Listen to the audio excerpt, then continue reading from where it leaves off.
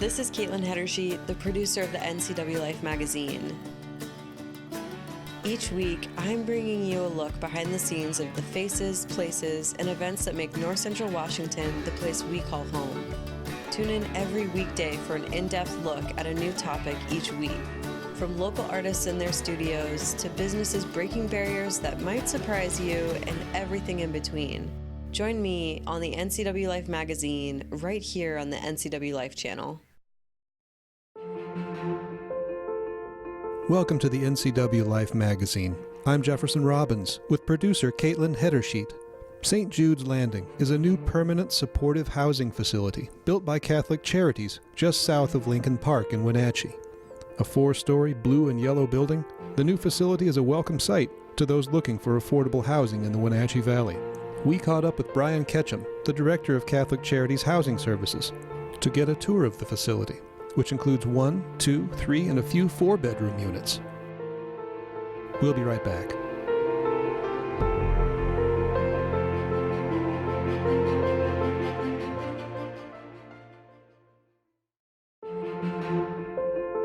Welcome back.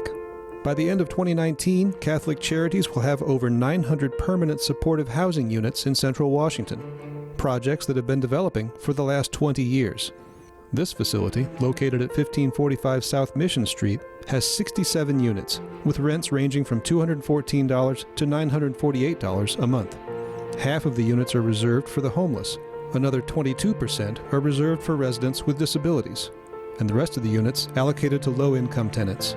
According to staff, the general low-income waitlist has more than 150 applicants, an example of the challenge of affordable housing in our region. On our tour with Brian, taken in late November, we'll be winding our way through the halls of the facility as crews wrap up construction. He gave us a few fun facts along the way. Well, let's head down this way. This is the corridor, and it'll get you to some of the best views, I think, of the development at the far end there. So for each floor, they're color-coded. Different colored themes on the doorways and entrances, as well as the walls. So you'll notice that as we walk through and go to different floors. On our way back, we'll kind of stop into a couple of the different units so you can see different unit types and the layout. Yes, please. Can you tell us about how many units are in the building? So there's 67 units total. 33 of the units will serve individuals and families experiencing homelessness. There'll be 15 units that serve individuals with permanent disabilities, and then the balance of the units, the 18 units, will serve just general low-income households. So there's rental assistance associated with 25 of the units that'll have project-based housing choice vouchers, also known as Section 8 vouchers. And then there'll be 15 of the units serving disabled individuals will also have what they call a HUD 811 project-based voucher. So from here you can see some of the views up and down the river. There'll be different viewpoints as you're able to go around the site. So for this, the rents are set based on the income levels of the families that we'll be serving. And so it's a preset rent. And then the families that have rental assistance voucher associated with it, they won't pay more than 30% of their gross monthly income in rent and utilities. And then the voucher pays the rest. Location, location, location. Areas to build and develop projects such as this seem to be shrinking in the Wenatchee Valley. How did Catholic Charities land on this location?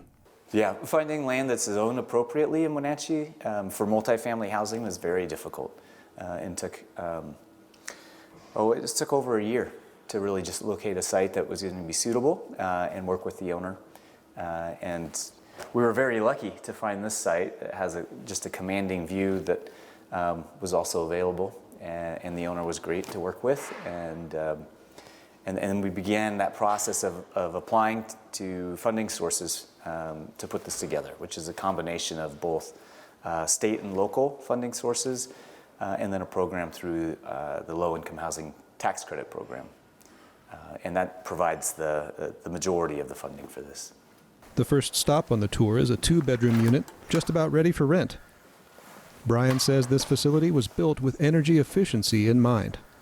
Some of the interesting things I think on the construction side is that the exterior walls are built with what they call structurally insulated panels, also known as SIPS panels, that provide, they're very energy efficient.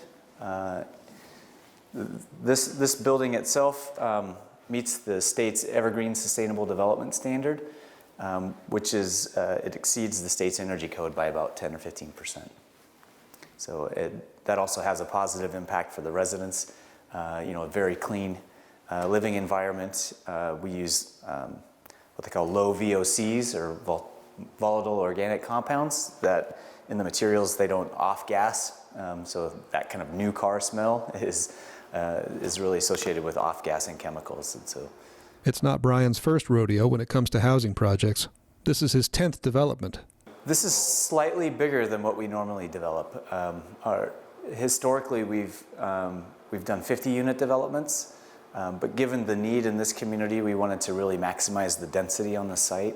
And this is more of an urban setting. A lot of the times we're building in smaller rural communities, and so we try and take density into consideration so that it blends in more with the neighborhood. So you'll see, like in Quincy, for instance, a density per acre of about 12 units an acre, whereas here we're significantly higher than that.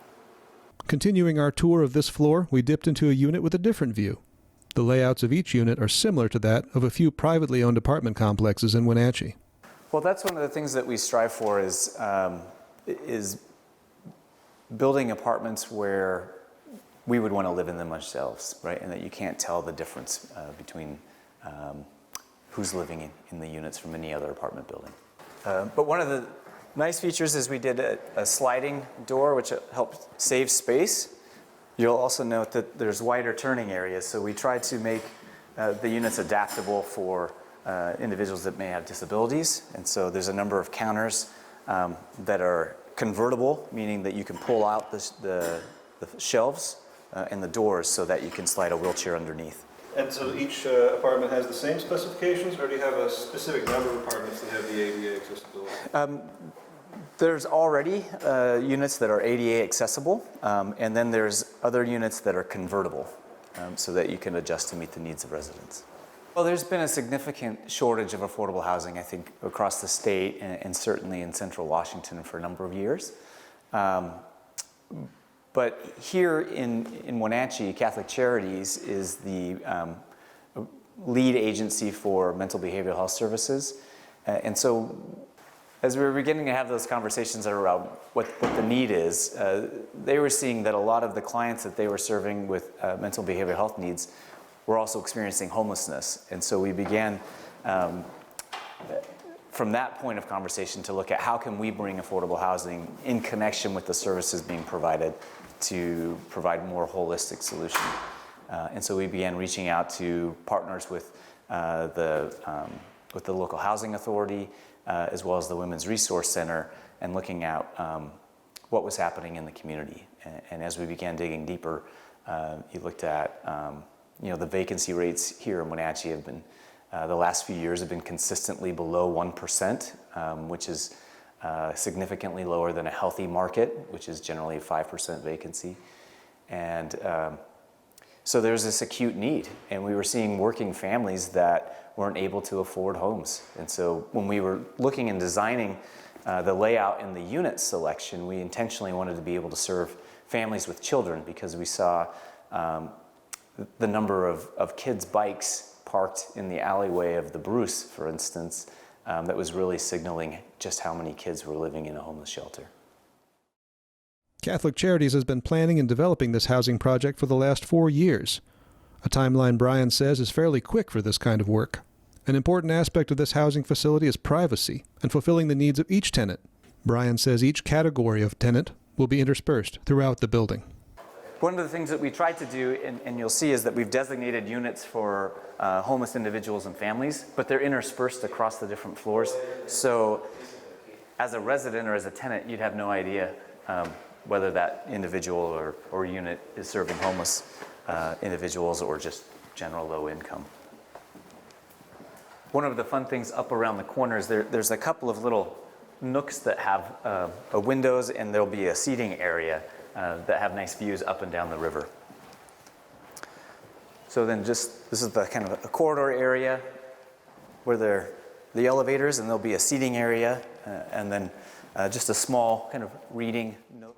When we come back, we'll take a peek around a few more features of the new St. Jude's Landing with Catholic Charities Housing Services Director Brian Ketchum.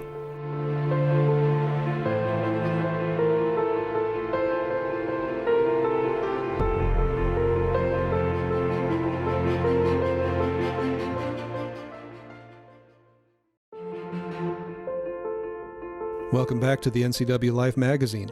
We're taking a tour with Catholic Charities Housing Services Director Brian Ketchum on the new St. Jude's Landing housing facility on South Mission Street. The project is set to house low-income individuals and their families, and residents with disabilities. Half the total units are dedicated to housing the homeless. Catholic Charities is also working on their second development in Royal City, and continues to work to address housing needs throughout Central Washington. One of the big challenges is that with the housing downturn in 2007 to 2009, there were a number of contractors, small contractors, that went out of business during that time. And it's taken a long time for the industry to come back. And so part of that long-term pinch in housing availability is a result of that. So as the build back was coming, most of the builders were focusing on higher end markets and not in the affordable space. And so here in Wenatchee, you see the need for housing of all types, serving all income spectrums, right? There's just an overall glut in the market, and that's causing prices to rise, but also exacerbating the availability of affordable housing for communities. We continue our tour onto a lower level in the facility, and you'll notice a color shift in the design. This is a strategic design choice for all future tenants. So you'll see slightly different color themes for each floor. It helps with little kids, and we did a senior elderly development in Prosser, and we did color coding for each floor to also help with residents that might be experiencing dementia or Alzheimer's, so that it would help you could identify which floor you needed to be on by the colors itself. Brian explains the application process for tenants with a growing waiting list for units. The intake process varies depending on each family's situation. One of the unique things with this development is the different ways that applicants may come in or be referred in. So for instance, for tenants that would have permanent disabilities, those referrals will come through DSHS. So they really handle the list of individuals and refer them to us, and then we'll screen them as tenants as any other. And then for the units serving individuals and families experiencing homelessness, they'll come through the coordinated entry program. And Catholic Charities is one of the agencies that leads that effort in terms of doing the intake on families that come through. And then that system rates families, and then it's just based on prioritized need. And then the remaining number of units, the 18 units or so that will be serving general low income, will come from a wait list that's held by the Wenatchee Housing Authority. But for those 18 units, we've already seen there's more than 150 families on the list.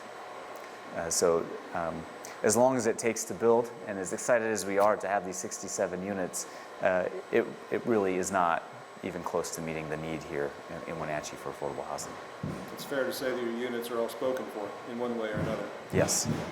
What drives the development process for Catholic Charities? Brian says it's access to land that's zoned appropriately. While the organization is looking at a couple of developments in other cities, Brian says the community of Wenatchee has been a great partner on housing projects. This is really a community that has rallied behind the homeless issues and challenges in the community, and are really looking at opportunities of working together to try and solve those issues. Some communities kind of deny that there's a homeless issue, and that can create a challenge, right? Not recognizing the problem. But here in Wenatchee, we've seen great support for this housing among the different partners, certainly with the county and the city. they really provided some financing along with the Housing Authority to provide the project-based vouchers that made this development possible. Without that, we'd still be searching for funding sources. With 30 units in Chelan and a location in Quincy, this facility is the first project in the Wenatchee Valley. Brian says about 75% of units house farm workers and their families, with another 15% for senior housing and low-income families. The type of housing dictates the funding Catholic Charities can get from the state, which has placed farm workers and homeless housing as priorities. At St. Jude's Landing, tenants will have access to laundry, a full-time residence coordinator, and service providers in the community for assistance. Brian says this is important because often a barrier to financial security and success for low-income families is just lack of awareness of what services are available that could connect them to opportunities. So once again, as we're coming up here on the left is the large community gathering space. An important feature of the facility is the community building spaces located on the ground floor. So this is a little bit smaller of a space than we often provide. Most of our other sites have a community building where we're able to coordinate services, but it was just a function of space and available funding. But we'll have a large TV screen where we can coordinate services with internet access, so it makes it more convenient to be able to provide information and services to residents. And then there'll be space here for gathering space, meeting space, and then small community meetings. They'll have Wi-Fi access, yeah. So it's one of the ways to just simply reduce a barrier to access information and technology.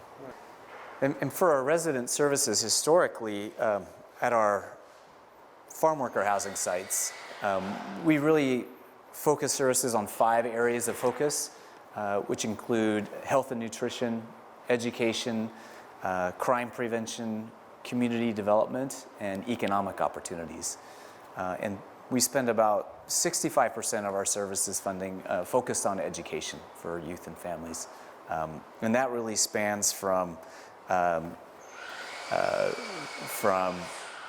pregnant moms, so early education and adjusting for the needs for children age 0 to 5 and kind of what to expect when you're expecting, all the way through adult basic education classes and workforce skills training.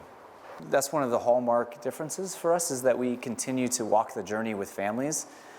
So as they continue, some families live at our sites for 10 or 12 years, and others will move on to home ownership. So we've had about 12% of the homes that we've built, the families have come from our multifamily housing sites. So making that natural transition of stabilizing housing, increasing their incomes, and then moving on into home ownership and beginning to build assets.